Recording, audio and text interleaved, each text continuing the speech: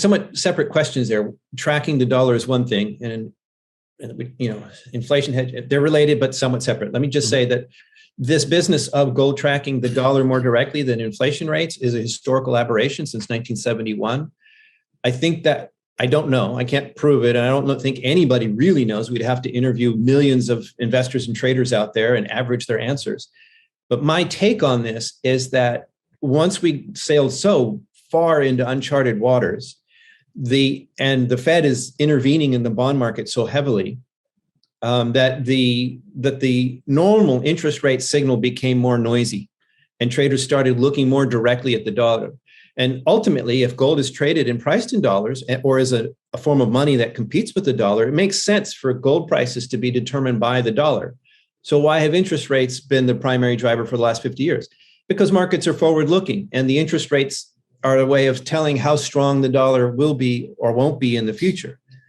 So ultimately, it's always been about the dollar and its relationship to gold, which is why I like to refer to the gold price as the gold-dollar exchange ratio, because I see them both as competing forms of money. Mm-hmm. So ultimately, it's all about the dollar in the gold-dollar exchange ratio. But forward-looking markets have been looking at interest rates as a way of predicting where the dollar is going to be. And that's been a very solid relationship, like I say, for 50, now going on 51 years. But that broke down over the last year because we've got these topsy-turvy markets, uncharted waters, and I think more traders started looking more directly at the dollar. So let's put that in one place. And so what needs to make things go back to interest rates would be a more stable market regime, a more understandable economic situation where things go back to normal. Then you might see things go back to pricing gold based on interest rates directly or more directly. Mm-hmm. But will things ever go back to normal? What's the new normal can be? It might be that it never happens, Tom. It might be that we just see gold keep tracking the dollar going forward more directly. We'll see. Mm-hmm. Now, on the big inflation question, a critical point here is that people can cherry pick timeframes or get obsessed with particular timeframes that make things very confusing. A lot of people look over the last year, and I have people writing, I'm pulling my hair out, gold's doing nothing, gold's been a crap investment for the last year, what's wrong with gold? We have high inflation, why isn't gold taking off? Well, in the first place, 1 year is not a particularly important time frame. You may want to make your millions this year, but that doesn't mean Mr. Market cares. And there's no reason to define the value of gold, the nature of monetary phenomenon based on a 12-month time frame. But in fact, if you look at the 12 months, this is not a bad 12 months. What is wrong with 12 months of an $1,800 average gold price, Tom? $1,800 was a dream when I started in this industry. $1,000 gold price was a dream we'd love to reach some point. And you know what? In 2011, when gold spiked over 1,900, and it was obviously 1,800 on the way, gold was above 1,800 for a matter of days. Mm-hmm. It was a spike, a very vertical spike. And then it stayed, in the region for a while and it fell off a cliff.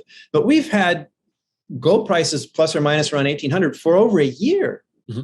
That is a great gold price at a level that makes tons of money for gold mines that were built on, feasibility studies based on $1,300, $1,400 gold. There's nothing wrong with $1,800 gold. It's a fantastic price. And by the way, silver bucks, they hate me for saying this, but there's nothing wrong with the $23 silver price either. Mm-hmm. Not for mines that were, tough enough to survive in a $15 price range. So in the first place, the last year doesn't prove anything on the big picture. The big picture is if you look at since the end of the gold standard in August of 1971, the dollar chart and the gold chart are basically a somewhat curvy letter X. That's the reality of why inflation does matter. The big picture tells us, don't listen to any of these people who say inflation doesn't matter. The loss of purchasing power of the dollar is reflected in the reality of an ounce of gold. Mm-hmm. The 1 year time frame is frustrating. I get it, but it's not particularly relevant. The really difficult one is the 10-year time frame. It seems like 10 years, it's a long time. It's a reasonable amount of time to look at something. But unfortunately, at least in 2021, a 10-year time frame took you from 2011 to 2012. So you have this big bear market. So it actually is like the worst. It's like cherry picking the worst possible time to say, well, what is gold doing? Mm-hmm. And I just, it sounds reasonable, 10 years. Why don't we look at the last 10 years? But it just so happens that that's like the worst decade out of the last 5 that you could make that comparison on. So it's not a very useful comparison. But even there, I've talked too long already on this, but it's important to nail these points home. The other thing is that gold tends to lead inflation. So I'm looking at inflation expectation numbers, and the fact that those are going up are part of what makes me so bullish now. And when people say, what's wrong with gold? Why didn't it do better in 2021 with such high inflation? My answer is it did great in 2020 as a leading indicator that people were like, holy cow, inflation's coming. And they were right. And that was gold doing its job. So it led. Now we have, this uncertainty, what's going to happen next. And I think as the expectations for higher inflation, as core CPI creeps up, as that 7 doesn't go away, I think that helps reignite the fire there that we're all hoping for. Yeah, that was exactly where I wanted to go next, was to see your thoughts on gold, really getting ahead of inflation in 2020. So thanks for hitting that point there. But I want to get your thoughts on, is there a material difference between the behavior of gold and silver in this market? Like, considering that silver is more of an industrial metal at this point, has its monetary status really changed to you? Yeah, I've been writing about this. There's a free article on the website. Is silver losing its monetary crown? If you want to throw tomatoes at me for saying that or asking that, daring to ask that question, you can look that up. Here's the thing. Actually, I don't agree that silver is more of an industrial metal now, but it clearly is headed in that direction. And this can be a very long conversation. Let me try to summarize it. I do see both gold and silver as monetary metals right now. I think that most people around the world still see silver as, the poor man's gold. I don't like that term, but that's the mentality out there. It is the monetary metal if you can't afford to buy an ounce of gold. I think that's no longer really necessary now that there are fractional ownership options out there.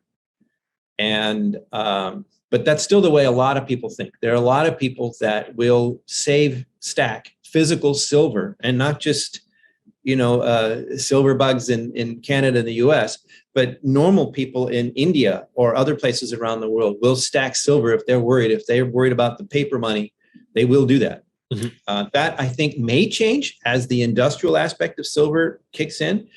I think in the future, it may change if we adopt some digital form of gold, in which case, the digital form is infinitely divisible. So you don't need silver to make change for gold in some future gold standard world. That's not our world today. People hate me for saying this, but I can see a world in which a new gold standard is adopted. It's not bimetallic.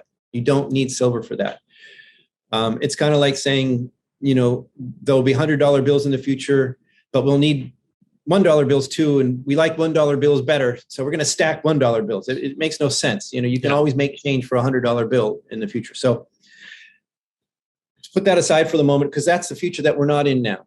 I think the important takeaway here is whatever happens with this divergence between gold and silver, and there is data showing this. Like, people get mad at me for saying this. I'm just saying, look at the data. What happened in the crash of 2020? Gold and silver both tanked. Gold came right back, and silver just struggled for a year. I mean, we see the metals behaving differently in the markets now already. So I do think it's dangerous to ignore that. But I do think there's still both monetary metals, and that will last for years. Excellent.